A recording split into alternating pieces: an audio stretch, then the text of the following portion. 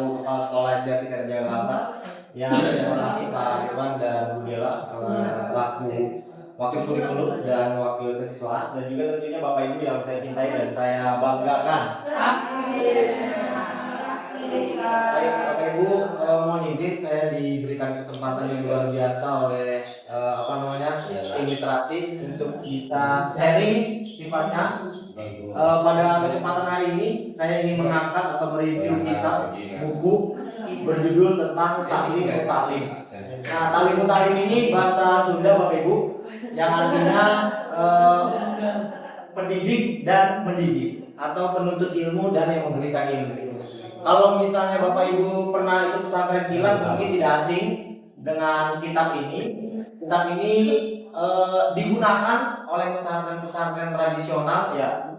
Saya juga lagi ngaji sama Ustadz Zaid belakangan ini. Gimana ya? Kita ngaji. Iya, di musola Ustadz Zaid saya sedang sering itu langsung di Maluku.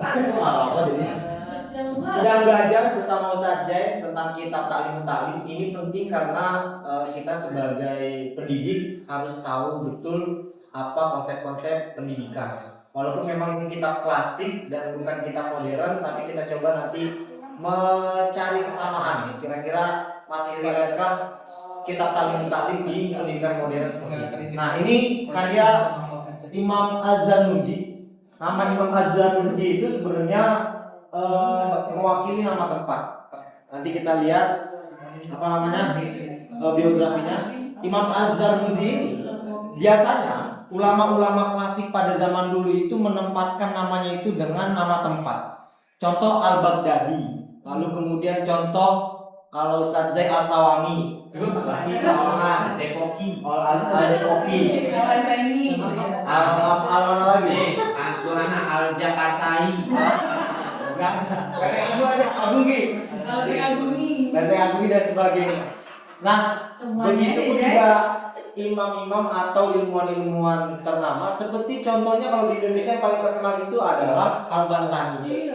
Nah, Al-Bantani itu ya berasal dari Banten. Jadi ulama tersohor yang dari Indonesia, dari wilayah Banten itu bisa memberikan karya yang fenomenal di Madinah dan di Makkah. Nah, Al-Kuningan ya boleh. Jadi kalau Pak Toto Al-Kuningan ya. Berarti kalau misalnya dia punya karya yang fenomenal, berarti Al-Imam Toto Al-Kuningan gitu. Yang bagian dalam kitabnya Nah, Zarnuji ini nama daerah yang ada di Fransosiana atau di Asia Tengah. Kalau sekarang kita mengenalnya dengan Uzbekistan seperti itu. Jadi Al-Baghdadi, Al-Bantani. Jadi biasanya nama ulama tersebut tersohor karena ditempatkan atau ditempelkan dengan nama wilayah. Nah, sebenarnya karya Imam Az-Zarnuji ini banyak, tidak Ta'lim Muta'lim aja. Ada yang berbicara tentang fikih, ada yang berbicara tentang akidah, Ahlussunnah wal Jamaah dan sebagainya. Tapi yang fenomenal hingga saat ini masih digunakan kitabnya yaitu kitab Ta'lim Muta'lim.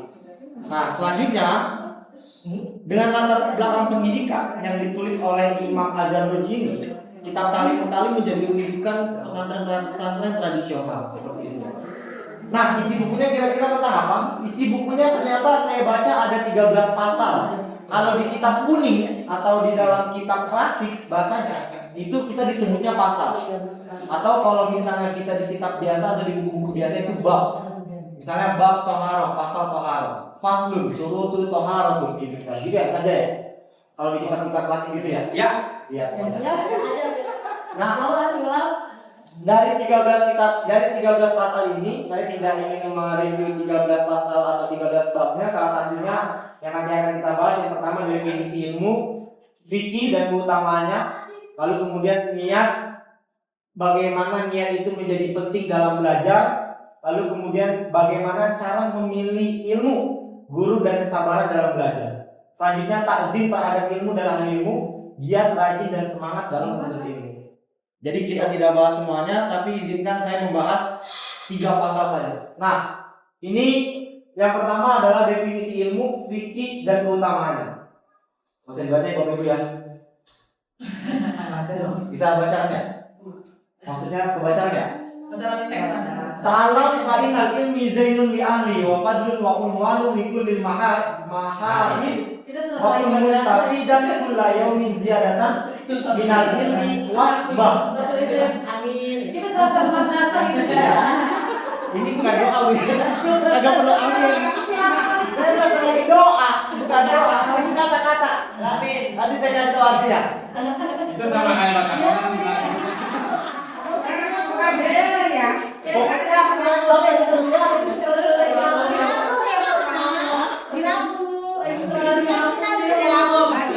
Coba Bulka gimana lagunya? Bulka coba lagunya sendiri.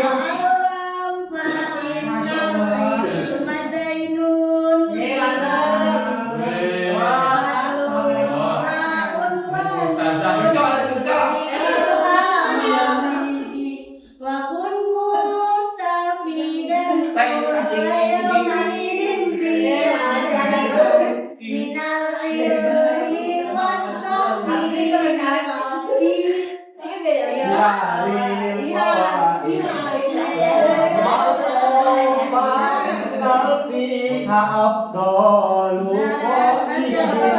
gitu ya. Makasih dulu Pak Biswatu. Lanjut. Jadi intinya artinya artinya adalah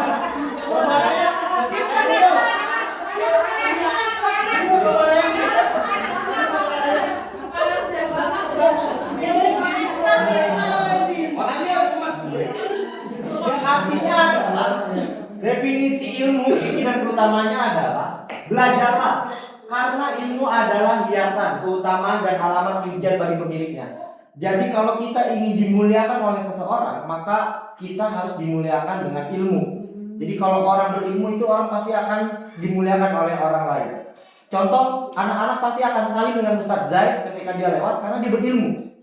Orang-orang tidak akan pernah saling dan cintaan kepada saya kalau saya tidak berilmu, gitu kira-kira. Nah, karena manusia ini dimuliakan dengan dua. Yang pertama dengan harta, yang kedua dengan ilmunya. Nah, kita usahakan dan saya yakinkan bahwa guru-guru dari Sena Jagakarsa ini dimuliakan karena ilmunya. Seperti ini. Nah, dengan cara menambah ilmu dan berenanglah di samudra kemanfaatan. Dalamilah ilmu fikih karena fikih adalah pemimpin terbaik. Untuk mengantarkan kepada kebaikan dan ketakwaan sesuatu yang paling adil. Jadi, fikih itu adalah ilmu yang menjadi dasar kita untuk bisa menyelami ilmu-ilmu yang lain.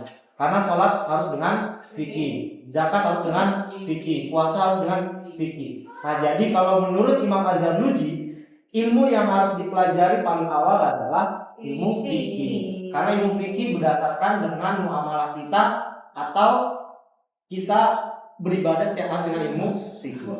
Nah, yang kedua, niat. Imam Az-Zarnuji menjelaskan bahwa niat adalah hal yang sangat penting dan menjadi dasar utama dalam menuntut ilmu. Setiap amal, termasuk belajar, tidak akan bernilai ibadah tanpa niat yang benar. Innamal a'malu binniyat. Kalau bapak ibu ngaji dulu di TPA, di TK, pasti itu sering mendengar innamal a'malu binniyat. Nah,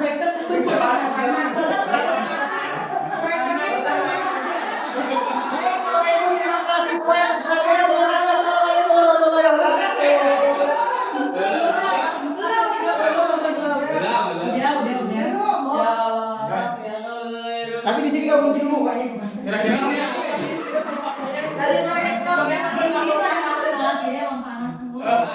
Aku kan gara-gara saya pakai bahasa panas di sana.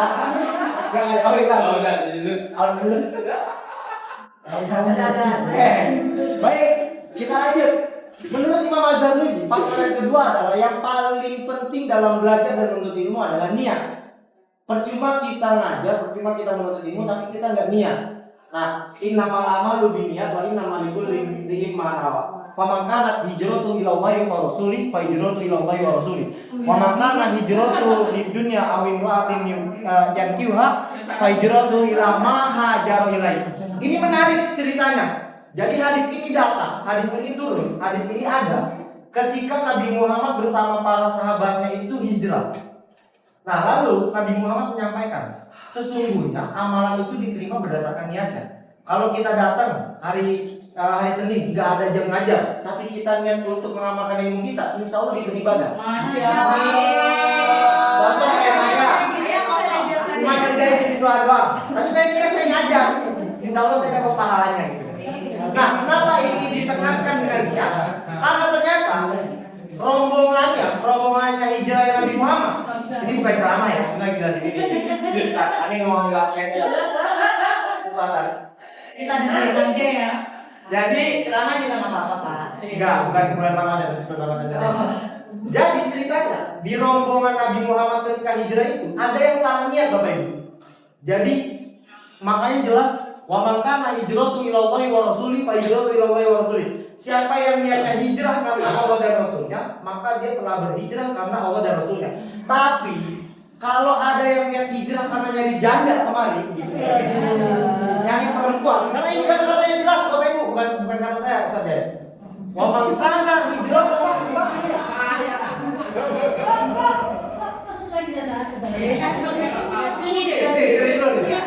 kata-katanya.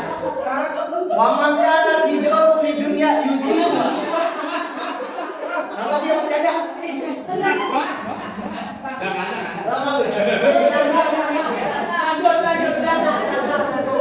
Biar tahu-tahu aja ya. Ya, mungkin pada saudara. Kamu udah enggak. Lanjut, emang gitu sih. Kayaknya saya bahas janda tuh ada yang enggak, nih, ini kata-kata yang benar. Wa man kana hijratu. Emang benar itu. Apa? Emang benar. Ya udah. Janda. Iya. Wa man kana hijratu li dunya yusibu. Kalau kalian hijrah karena dunia dan isinya. Jadinya berapa? Nih jandanya datang nih.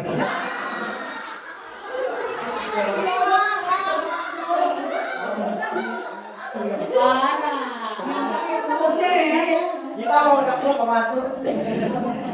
Kalau niatnya hijrah karena dunia dan isinya, awimroatin yang jiwa atau perempuan atau janda atau perawan yang kalian ingin nikahi, fahijratu ila ma hajaru ilaihi, maka hijrah kalian, maka perpindahan kalian hanya dapat itu. Kalau niatnya ingin mencari kekayaan, yang didapat hanya kekayaan. Kalau yang dicari hanya perempuan, janda, perawan dan sebagainya, maka yang didapat hanya si janda tersebut, tapi tidak mendapatkan keberkahan dari Allah Subhanahu wa taala. Jadi, makanya sangat penting ketika kita menuntut ilmu ini harus memantapkan niat dalam belajar. Nah, menurut Imam Az-Zarnuji, ketika kita niat mengamalkan ilmu atau menuntut ilmu, minimal banget ada 3 niatnya.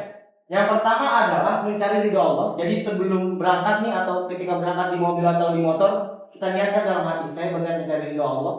Yang kedua adalah menghilangkan kebodohan pada diri saya, karena kita tawadu dan wara bahwa diri ini adalah makhluk yang bodoh. Dan kita datang ke sekolah ini ingin menghilangkan kebodohan pada diri kita dan kebodohan pada diri orang lain. Itu menurut Imam Zarnuji. Dan yang ketiga adalah ingin menghidupkan agama. Dengan kita menuntut dan mengamalkan ilmu, maka agama ini akan tetap hidup ila yaumil akhir, sampai hari akhirat. Seperti itu. Jadi tetapkan ya, ingin apa di dunia ini? Ingin apa menuntut ilmu. Nah, ini sama kata-kata Imam Az-Zarnuji, kerusakan besar muncul dari seorang alim yang tidak punya malu. Jadi dia mengaku ahli agama, dia mengaku paham agama, tapi dia nggak punya malu. Lebih rusak lagi tapi seorang yang bodoh tapi ahli ibadah. Ini kata Imam Az-Zarnuji. Keduanya adalah fitnah besar di dunia ini, yakni bagi orang-orang yang mengikutinya dalam urusan agama. Nah, yang terakhir Bapak Ibu yang ingin saya bahas adalah bagaimana cara memilih ilmu, guru dan kesabaran dalam belajar. Ini sudah dikasih kisi-kisinya, tips dan triknya oleh Imam Az-Zarnuji. Caranya adalah memilih yang terbaik dari setiap ilmu. Selain itu harus memilih ilmu yang ia butuhkan dalam urusan agama. Jadi Sayyidina Ali itu pernah berbicara, alimu auladakum ghairu zamanikum. Mungkin Bapak Ibu pernah dengar.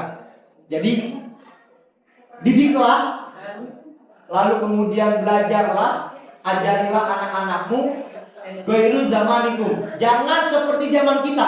Dulu zamannya kita masih Asia Hidayah, yang kalau misalnya ngirim SMS per karakter. Nah, sekarang sudah ada WhatsApp, ada teknologi, ada AI dan sebagainya.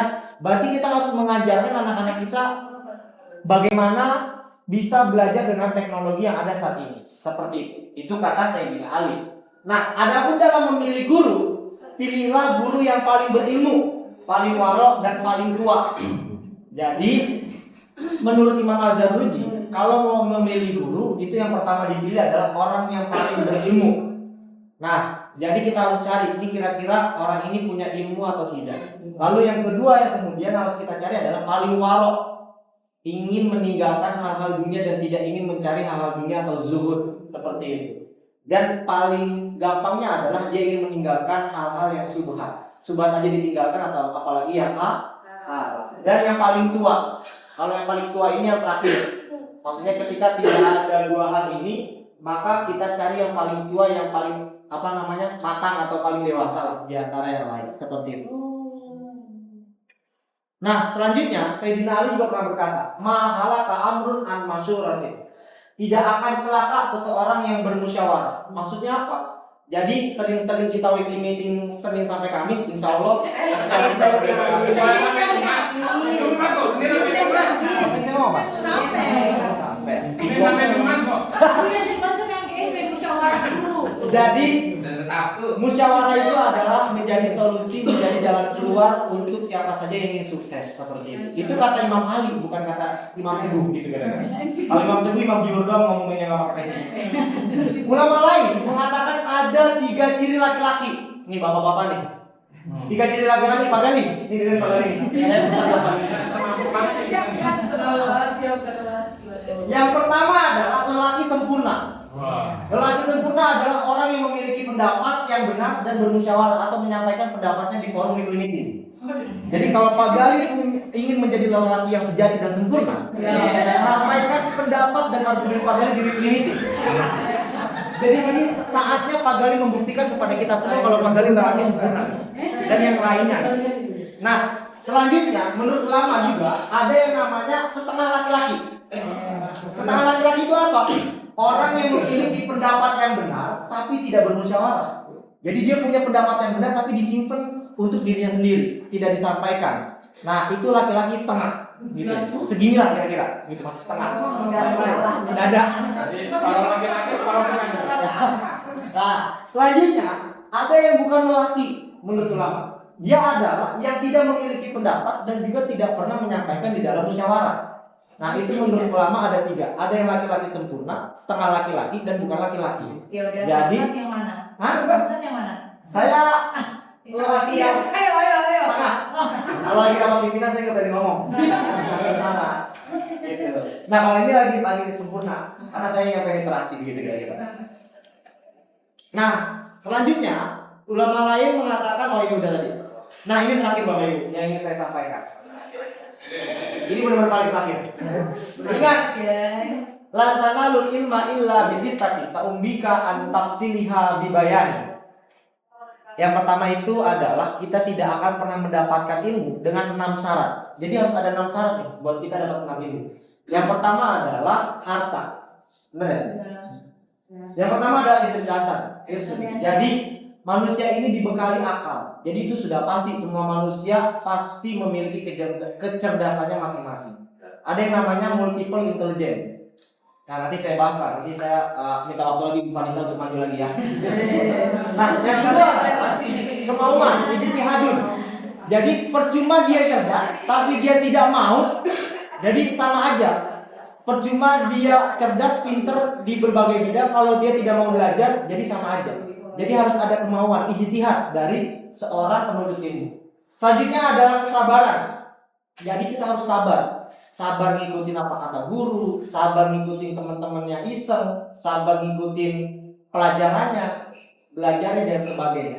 Selanjutnya adalah bekal atau harta. Pasti dimanapun kita belajar, pasti kita memiliki modal, baik itu harta maupun tenaga atau pikiran. Harta ini bisa diartikan sebagai modal. Kalau kita sekolah SPP, kalau misalnya kita lagi kuliah berarti UKT dan sebagainya seperti itu. Jadi perlu, kalaupun misalnya nggak ada SPP, UKT, kalau misalnya tradisional mungkin bisa. Jadi itu Bapak Ibu, 6 syarat ini harus kita miliki sebagai pembelajar. Semoga kita sebagai muta'alim, kita hari ini posisi sebagai muta'alim. bisa dijadikan oleh Allah ini manusia-manusia yang mulia seperti apa yang disampaikan oleh Imam Ghazali. Mungkin itu saja yang bisa saya sampaikan. Terima kasih. Wassalamualaikum warahmatullahi wabarakatuh.